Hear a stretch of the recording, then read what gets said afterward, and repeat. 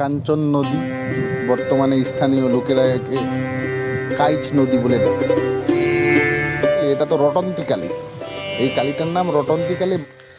বন্ধুরা, আমি চলেছি আজকে আরও একটি নতুন গন্তব্যের সন্ধানে, আর আপনারা দেখছেন আমার চ্যানেল পাগল এলজি। দিনাজপুরের বুক থেকে হারিয়ে যাওয়া এক নদী, যার বুকে এক সময় নৌকো চলতো, বাণিজ্য হতো, আজকে নদী হারিয়ে গেছে। তো এই নদীর ইতিহাস সম্পর্কে আমরা জেনে নেব আজকের এখানকার স্থানীয় বাসিন্দা এক শিক্ষক মহাশয়ের কাছ থেকে। তো চলুন তার মুখ থেকেই শুনি। এখানে দাঁড়িয়ে রয়েছি, এটি আসলে তো শুনেছি এটি নাকি একটি নদী ছিল আগে। এই নদীটির নাম কি? এটার নাম কাঞ্চন নদী, বর্তমানে স্থানীয় লোকেরা একে কাইচ নদী বলে ডাকে। ছোটোকালে 40-35 বছর আগে আমি এখানে বৈশাখ মাসেও জল বইতে দেখেছি। তখন সরু নালা আসতো, সরু নালা। এখন তো সব লেবেল করে দিয়ে বোরো ধান লাগাচ্ছে, অন্যান্য ফসলও লাগাচ্ছে, আস্তে আস্তে তো বন্ধ হয়ে যাচ্ছে। এই যে নদীটা কাঞ্চন নদী, এইখানে কাইচ নদী নামে পরিচিত। তো কাঞ্চন নদীটা কাইচ নদীর নামকরণ হলো কেমন করে? লোকালরাই সাধারণত ভাষার পরিবর্তন হয় তো দিনকে দিন। ওই কাইচ নদীটাকে, কাঞ্চন নদীটাকে কাঞ্চন বললে একটু বেশি সময় লাগে, খুব সহজে এখানকার স্থানীয় মানুষ রাজবংশী ভাষায় কাইচ নাম দিয়েছে। শব্দ পরিবর্তন হতে হতে কাইচ চলে আসছে। সামনে একটা আমরা কালভার্ট দেখতে পাচ্ছি, তো শুনেছি এখানে বন্যায়, এখানে নাকি বলে বন্যায় রাস্তা ভেঙে যায়। বন্যায় তো ভাঙবেই। এখানে এমন একটা স্রোত আছে, এই সোজা যে নালাটা আছে, সোজা নালা, এই যে গর্তটা, এই গর্তটা এখানেই প্রতি বছর ভাঙবে, এখানেই প্রতি বছর ভাঙবে, এখানে ভাঙবেই। সোজা স্রোতটা এখানে আসে লাগে, স্রোত বাম্পার। আষাঢ় মাসে যখন বৃষ্টি হয়, বন্যা হবে, তখন এমন স্রোত হবে, ওই পুলে আর কাজ হবে না, তখন সোজা যেতে যাবে জলটা, তখনই রাস্তা ভাঙে। আর এটা বেশি দিন না তো, 10 বছর হলো পুলটা বানাবার। তার আগে এটা মেটের রাস্তা ছিল, একদম মাটির, একদম জল দিয়ে এখানে এই পর্যন্ত ঘাট পার হতো, ঘাট পার হতে হতো। এই যে পিছন দিকটা আমরা দেখতে পাচ্ছি, এই যে এই দিকটা, ওই যে পাশ দিয়ে একটা রাস্তা দেখতে পাচ্ছি, ওটা কি আসলে নদীর পার না রাস্তা আগে থেকে? হ্যাঁ, ওটা নদীর পাড়ের, বিশেষ করে নদীর পার হিসাবে ওটাকে বানানো ছিল, পরবর্তীতে রাস্তা হয়েছে। আরো মোটা ছিল, কেটে কুটে এখন সবগুলাই জমি করে দিয়েছে। আর ওটা নদীটা, কাঞ্চন নদীটা, ওটা পাহাড়ই ছিল, কাঞ্চন নদীর পার এখন রাস্তা হয়ে গেছে।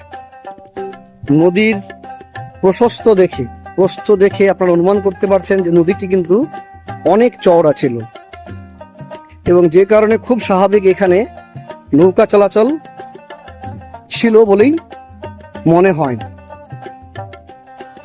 আচ্ছা, একটা শোনা যায় যে এই নদীতে নাকি এক সময় বাণিজ্য হতো। আমার দাদু গল্প করেছিল, এই নদী দিয়ে এদিক দিয়ে বিন্দুলে যেত, উত্তর সাইডে বিন্দুলে নাকি জাহাজ যেত ব্যবসা করার জন্য। তারপরে ওই দিক দিয়ে বলে হরিপুরের কানেকশন আছে, কুলিক নদীর সঙ্গে জয়েন হয়ে আবার হরিপুরের দিকে চলে যেত বাংলাদেশের। এই নদী সম্পর্কে অনেক জনশ্রুতি রয়েছে। তার মধ্যে একটি জনশ্রুতি হলো যে এই নদী ধরে নাকি চাঁদ সদাগর বাণিজ্য করতে যেতেন। তো চলুন এই ব্যাপারে নারায়ণচন্দ্র বর্মন মহাশয় কি বলছেন তার মুখে একবার শুনে নেওয়া যাক।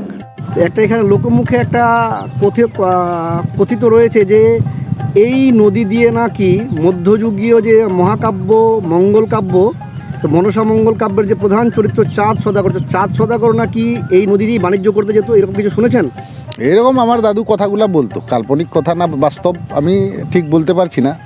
যেহেতু নদীটা চওড়া, জাহাজ যেহেতু যেত, হতো হয়তো। কাঞ্চন নদীর তীরে অবস্থিত এটি হচ্ছে মহারাজাহাট, যেখানে অতীতে বণিকেরা নৌকো নিয়ে এই কাঞ্চন নদী ধরেই ব্যবসা করতে আসতো জলপথে।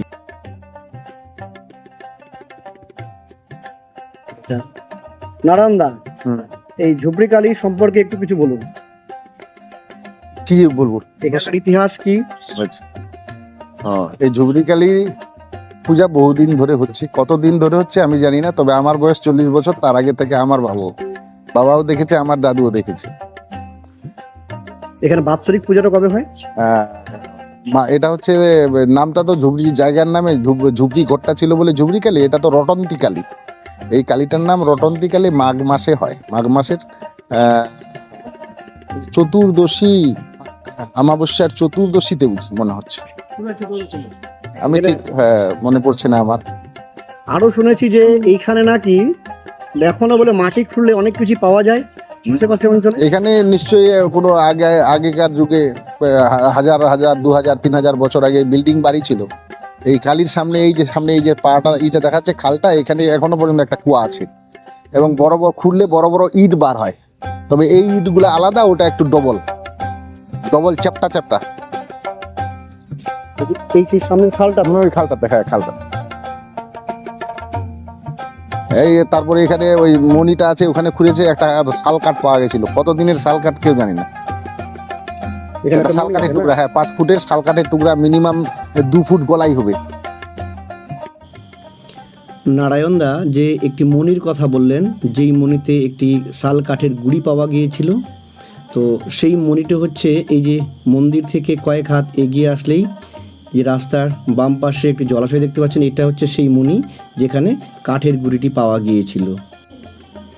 আর এই যে দেখতে পাচ্ছেন এই যে এই জলাভূমিটা অনেকটা খালটা, এটা হচ্ছে সেই খাল যেখানে এখনো নাকি একটি কুয়ো রয়েছে এবং এখানে খনন করলে এখনো প্রাচীনকালের সুপ্রাচীন ইট পাথর বেরিয়ে আসে এবং আপনারা চাইলে এই জায়গাটাতে অবশ্যই দেখতে আসতে পারেন।